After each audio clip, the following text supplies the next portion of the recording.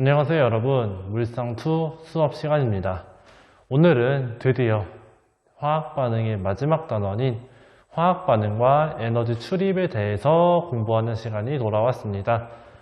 지금까지 여러분들이 질량보존 법칙, 일정성분비 법칙, 기체반응 법칙 세 가지 법칙으로 아마 많이 힘들었다는 사실 선생님 알고 있어요. 왜냐면 여기 선생님도 학교 다닐 때 되게 어렵었었고 사실 이해하는 것도 되게 힘들었어서 고생했던 기억이 나는데요.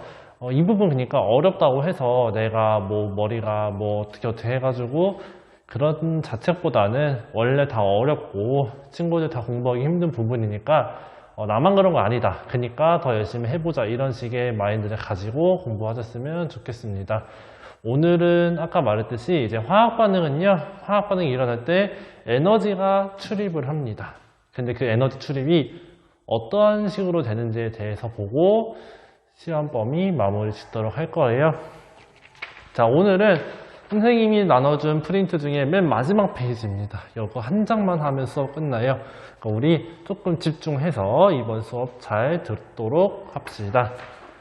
먼저 프린트 보시면요, 선생님이 새로운 중단을 들어가면 항상 하는 게 있어요. 뭐냐면요, 성취기준이라는 걸 봅니다. 성취기준은 이번 시간에 대한 성취기준은 과연 무엇일까에 대해서 보도록 할게요. 자, 성취기준은요, 화학반응에서 에너지 출입을 이해하고 이를 활용한 장치를 설계할 수 있다라고 되어 있습니다. 그 중에 우리가 이번 시간에 배울 내용은요, 앞부분에 있는 화학반응에서 에너지가 출입을 한다라는 사실에 대해서 보도록 할 거예요. 그래서 화학반응이 일어날 때 에너지 출입이 어떠한 양상으로 일어나는지에 대해서 오늘의 학습 포인트를 잡으시면 될 것 같습니다. 학습 목표 밑에 있는 거 한번 볼게요. 자, 읽어보도록 하겠습니다. 첫 번째, 화학 반응이 일어날 때 에너지가 출입함을 설명할 수 있대요. 화학 반응은요, 일어나요. 근데 에너지가 출입을 한대. 근데 그 에너지 출입이 어떻게 되는지에 대해서 설명을 하실 수 있어야 하고요. 두 번째는 화학 반응에서 에너지 출입을 찾았습니다. 근데 그 찾아서 우리가 그냥 두는 게 아니야. 일생생활에서 어떠한 예시가 있는지에 대해서 알아보는 시간을 가질 거예요. 그래서 이번 시간은 두 가지 목표를 달성하면은 내가 공부를 잘 했구나 라고 아시면 된다는 부분입니다. 자, 그러면 본격적인 수업에 앞서서 학습 목표 밑에 그림이 하나 나와요. 뭐냐면 벽난로 안에 불이 있습니다. 근데 그 앞에 강아지가 부채질을 하고 있어요. 그러면서 슬슬 더워지네 라고 말을 하고 있습니다. 그러면 강아지가 슬슬 덥다라는 뜻은 뭡니까? 원래는 덥지 않았는데 점점점 난로 앞에 있으니까 더워지는구나 라는 사실을 알 수 있어요. 그러면 이것과 화학 반응이 어떠한 관계가 있길래 이런 그림이 있을까에 대해서 이번 시간 보면서 생각을 해보도록 하겠습니다. 자, 본격적인 내용 들어가 볼게요. 이번 시간은 에너지 출입입니다. 여기서 에너지는요, 매우 많은 종류가 있어요. 근데 우리가 작년에 두 가지의 에너지를 배웠습니다. 뭐였냐면 전기 에너지와 열 에너지에 대해 배웠어요. 그 중에 우리는 열 에너지의 출입에 대해서 보도록 할 거예요. 화학 반응은요, 주로 열 에너지의 출입으로 설명을 많이 합니다. 그래서 이번 시간에 한번 학습할 내용에 대해서 볼게요. 화학 반응이 일어나면요, 무엇을 흡수하거나 방출한다라고 합니다. 흡수라는 거는 내가 빨아들이는 거고요. 방출하는 거는 바깥으로 내보내는 겁니다. 근데 무엇을 내보내는지에 대해서는 아까 선생님이 방금 설명을 드렸죠. 뭐냐면요, 바로 열 에너지를 흡수하거나 방출해요. 즉, 화학 반응이 일어나면 열이 흡수되거나 방출되거나 이러한 에너지 출입이 발생을 한다라는 겁니다. 그거를 이번 시간에 배우는 것이고요. 그러면 에너지 출입을 어떻게 판단을 할 건데? 라고 질문을 던져보겠습니다. 열은 항상 따라오는 아이가 뭐냐면요, 온도예요. 열은요, 온도 차이가 나는 두 물체 사이에 이동하는 에너지입니다. 즉, 열이 움직인다는 뜻은 온도의 변화가 생긴다는 뜻이에요. 그러면 열이 움직임을 판단을 하려면 어떠한 요인을 보아야 열이 움직인다라고 말할 수 있습니까? 네, 바로 온도입니다. 그래서 열이 어떻게 움직이는데? 라고 판단을 하기 위해서는요, 반응이 일어날 때 주변의 온도 변화를 관찰하는 게 포인트입니다. 그래서 반응, 주변의 온도가 높아지면 무슨 반응, 낮아지면 무슨 반응, 이런 식으로 우리가 두 가지 분류를 할 수가 있다는 거예요. 그래서 학습지 밑에 표가 하나 나와요. 그 표에 대해서 정리를 하고 이번 시간 마치도록 하겠습니다. 자, 우리 표에는 두 가지 유형이 있어요. 뭐가 있냐면요, 에너지를 흡수하는 반응, 그리고 에너지를 방출하는 반응이 두 가지 있습니다. 근데 이것들을 조금 더 유식하게 한번 말을 해보자면요, 에너지를 흡수하는 반응은 뭐라고 불러요? 네 글자로 흡열 반응이라고 부르고요.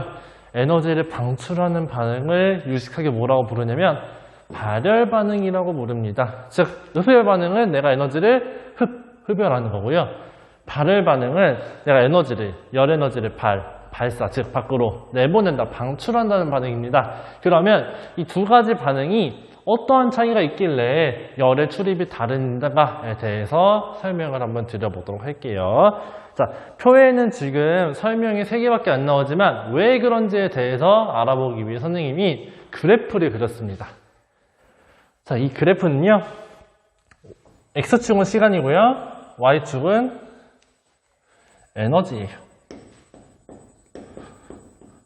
즉, 시간에 따른 에너지 그래프를 그린다라는 게 여기서 나타나는 그래프인데요. 이걸 선생님이 왜 말을 하냐면, 물질이라는 건요, 고유한 에너지를 가지고 있습니다. 그러면 물질마다 가지고 있는 에너지도 각각 다른 값을 가지겠죠. 그래서 시간에 따라서 반응이 일어나기 시작하면은 물질도 처음과 나중 물질이 다르게 됩니다. 그럼 그거에 따른 에너지는 달라질까요? 처음과 똑같을까요? 네, 분명히 달라지게 됩니다. 그거에 대해서 그리기 위해 선생님이 그래프를 가지고 왔어요. 자, 그러면 흡열 반응은 어떠한 차이가 있길래 그래프가 저렇게 그려지는가, 어떻게 그려지는가에 대해서 보도록 하겠습니다.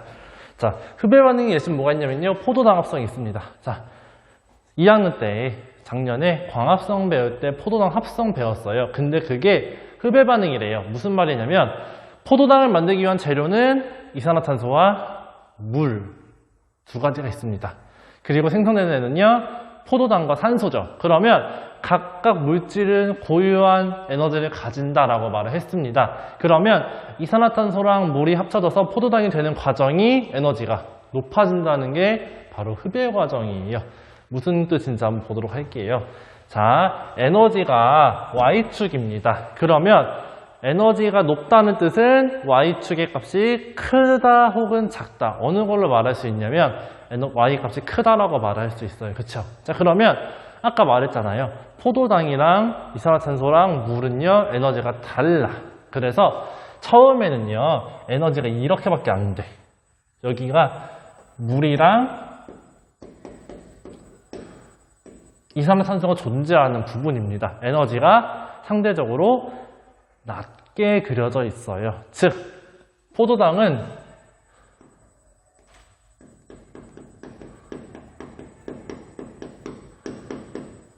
이쯤 위치해 있다. 즉, 포도당과 산소를 합친 에너지 값은 이산화탄소와 물의 에너지를 합한 값보다 어떻다는 소리입니까? 더 높은 지점이 있다는 겁니다. 그러면 내가 여기 있어, 밑에 있어. 근데 내 꼬린 지점은 포도당과 산소 부분입니다. 그러면 나는 처음에 에너지가 낮게 있는데 나중에는 높아져야 해요. 그럼 이 모자란 에너지를 어떻게 해야 될까요? 주변으로부터 끌고 들어와야 한다는 겁니다. 그래서 이것을 뭐라 부르냐면 흡열 반응이라고 불러요. 흡열 반응은요, 다시 정리를 하자면, 자, 이렇게 올라가기 위해서는 에너지가 어떻게 돼야 된다? 바깥에서 들어와야 한다는 겁니다. 즉, 여기서 알 수 있는 거는요, 반응물 자체의 에너지가 생성물 자체의 에너지보다 더 낮을 때 흡열 반응이 일어난다라고 설명이 가능한 부분이에요. 무슨 말인지 알겠죠? 내가 처음에 1,000원밖에 없는데 나중에 10,000원이 필요한 일이 생겨. 그러면 9,000원이라는 돈을 어디서부터 가지고 와야 되잖아요. 그렇죠? 내가 갖고 있는 게 아니잖아. 그치?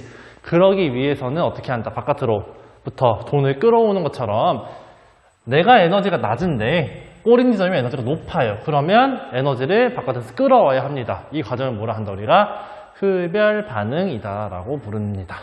그래서 흡열 반응은요, 바깥에서부터 온도를 열을 끌어온대요. 그러면 바깥에 있는 열을 내가 흡수를 하니까 바깥의 온도 변화는 어떻게 됩니까?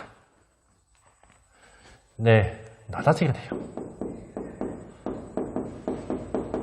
왜냐하면 바깥에 있는 열이 내 쪽으로 온다는 뜻은 바깥의 온도가 점점점 낮아져서 그렇게 된다. 다시 설명드릴게요. 바깥의 열을 내가 가지고 온다는 것은 바깥은 즉 열을 점점점 잃게 되죠. 그렇기 때문에 열을 잃으면 온도가 어떻게 돼요? 낮아지게 됩니다. 그래서 얘네들은 어떻게 된다? 주변의 온도는 낮아지게 된다. 그러면 어떠한 화학 반응이 이런 흡열 반응을 나타내냐면 아까 말했듯이 포도당 합성,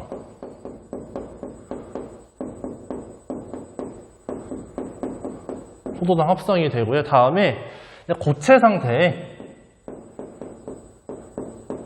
질산 암모늄과 고체 상태의 수산화 발효의 반응도 흡열 반응입니다. 근데요, 이런 흡열 반응의 예시는 발열 반응보다 상대적으로 적은 편이에요. 그래서 오늘 말씀해드리는 화학 반응의 예시는 꼭 알고 계셔야 하지만 그 중에서도 예시가 얼마 없는 흡열 반응인 이 두 반응의 예시를 꼭 알아두셨으면 좋겠습니다. 자, 그러면 얘네들은 실생활에서 어떤 데 쓸까요? 한번 생각을 해볼게요. 자, 흡열이래요. 온도가 점점점 주변이 낮아져. 그러면 반응이 일어나는 지점이 있어요. 그러면 거기로부터 가깝게 다가가게 되면은 내가 느끼는 온도는 어떨까요? 높아질까, 낮아질까? 낮아집니다. 왜냐면 그 반응이 일어날 때 주변에 있는 열을 빼앗아 가기 때문에. 그러면 온도가 낮아지도록 해주는 무언가 실생활에 쓰임이 있겠죠. 바로 무엇이 있냐면 우리가 이빨을 뽑거나 혹은 찰과상을 입었을 때 무엇을 해요? 네, 냉찜질을 하죠. 그래서 이런 냉찜질팩, 이것이 바로 흡열 반응의 실생활의 예시 중 하나가 됩니다. 물론 얼려서 쓰는 거랑 좀 다른 게 있어요. 근데 아무튼 냉찜질이라는 거는 나의 신체 부위를 차갑게 한다. 즉 이 팩 안에는 흡열 반응이 일어나도록 하기 때문에 온도가 낮게 느껴진다는 겁니다. 그래서 흡열 반응에 대한 얘기 한번 말씀드려 봤고요. 다음에는 무엇이 있냐면 흡열 반응의 반대인 발열 반응이 있습니다. 발열 반응이 뭐냐면요, 아까 흡열은요 열을 내가 바깥에서 끌어오는 거라고 했습니다. 이번에는 반대로 내가 너무 열을 많이 갖고 있어서 바깥으로 내보내야 하는 상태가 되는 거예요. 그러면 흡열 반응과 똑같이 그래프가 그려지게 되겠죠. 근데 흡열 반응과 어떠한 차이가 있는지에 대해서 한번 살펴보도록 하겠습니다. 자, 예시는 뭐가 있냐면 연소 반응이 있어요. 연소 반응은 매우 많은 반응이 있지만 우리는 그 중에서 가장 간단한 반응인 메테인의 연소 반응에 대해 볼게요. 자, 메테인 연소되는 반응에서 반응물은 메테인과 산소가 있고요. 다음에 생성물에는 이산화탄소와 물이 있습니다. 그러면 봐봐, 흡열 반응은요 반응물의 에너지가 생성물 에너지 합보다 작대요. 그러면 발열 반응은 어떨까? 똑같을까? 반대일까? 네, 잘 추측을 했습니다. 바로 반대가 되겠죠. 그래서 에너지가 처음에 흡열 반응은 반응물의 에너지가 상대적으로 낮았던 것과 달리 발열 반응에서는 에너지가 상대적으로 높은 지점이 있어요. 이렇게. 그러면 생성물인 이산화탄소와 물의 에너지 합은 메테인과 산소의 에너지 합보다 많을까요? 적을까요? 네, 바로 적은 위치인 여기에 존재하게 됩니다. 이렇게. 그래서 내가 열을 많이 가지고 있는데 꼬린 지점은 열을 조금밖에 안 가져도 돼. 그러면 필요 없는 열은 어떻게 해요? 바로 바깥으로 이렇게 내보내게 돼요. 즉 내가 이런 과정으로 내려가기 위해서 열 에너지를 어떻게 한다? 바깥으로 방출을 한다. 그래서 발열 반응이다 라고 부르게 되는 거고요. 발열 반응은요, 반응물의 에너지가 생성물의 에너지보다 높습니다. 그래서 꼬린 지점의 열 에너지가 나보다 훨씬 더 열 에너지를 적게 가지기 때문에 내가 과량으로 가지고 있는 열 에너지를 버림으로써 열을 바깥으로 방출하게 돼요. 그러면 주변의 온도는 어떻게 될까요? 내가 열을 바깥으로 버립니다. 그러면 바깥의 온도는 처음보다 높아지게 돼요. 왜? 열이 처음보다 많아졌잖아. 즉, 열 에너지가 처음과 비교했을 때 더 많아졌으므로 온도는 어떻게 된다? 낮아질까? 높아질까? 바로 높아지게 된다는 거예요.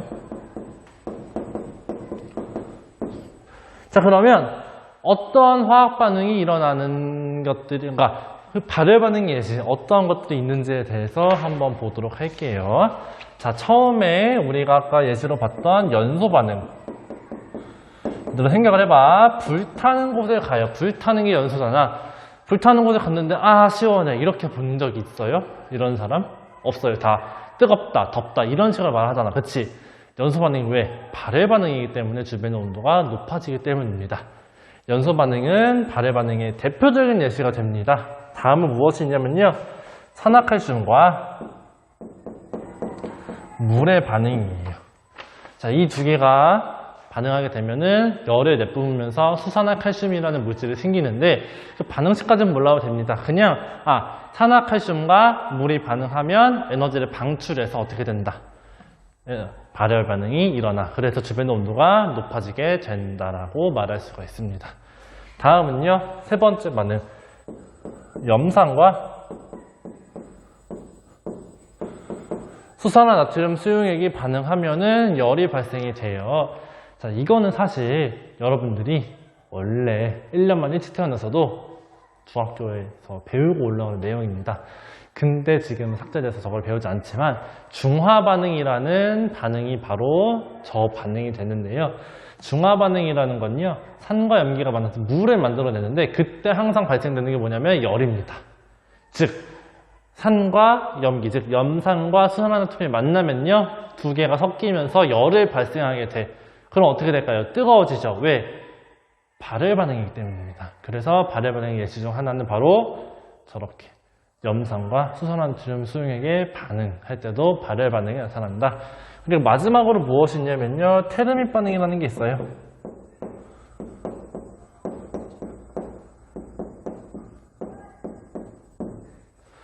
자, 테르밋 반응은요, 처음 들어볼 수도 있어요. 선생님이 저번에 이제 화학 반응 예시 할 때 나왔던 프린트 중에 하나인데요.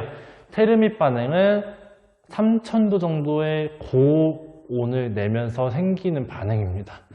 자, 우리 주변 해봤자 몇 도야? 25도. 더워봤자 40도 안 돼요. 그쵸? 근데 3000도래. 에너지가 매우 많이 발생, 즉 발열 정도가 너무 심해서 온도가 매우 높게 나타나는 반응이다 라고 해가지고 발열 반응 예시, 연소 반응, 산화칼슘과 물의 반응, 그리고 염산과 수산화나트륨 반응, 그리고 테르밋 반응 네 가지를 알아두셨으면 좋겠습니다. 그럼 이런 반응이 실생활에서 어떠한 것에 이용이 되는지 딱 알 수 있는 거, 핫팩, 뭐 온열기 이런 것들이 있겠죠. 그래서 우리 왜 핫팩 중에 이렇게 흔들어 쓰는 거 있잖아요. 그렇죠? 흔들어 쓰는 것도 안에서 반응이 일어나가지고 열을 발생하기 때문에 핫팩에 구실을 한다, 이런 식으로 표현을 할 수 있습니다. 네, 여기까지 화학 반응과 에너지 출입에 대한 내용을 다뤘어요.